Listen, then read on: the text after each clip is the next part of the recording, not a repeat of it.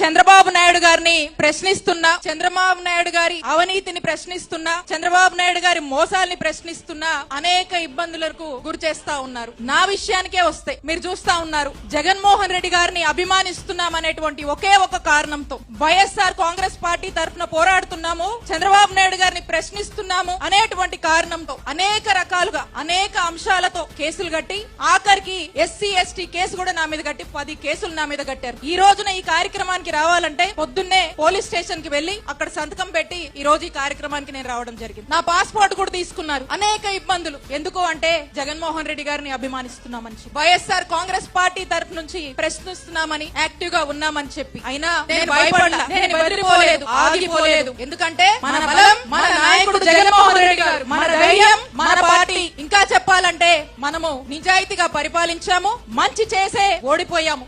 ఆ రెస్పెక్ట్ ఉంది ప్రజల్లో మనకి.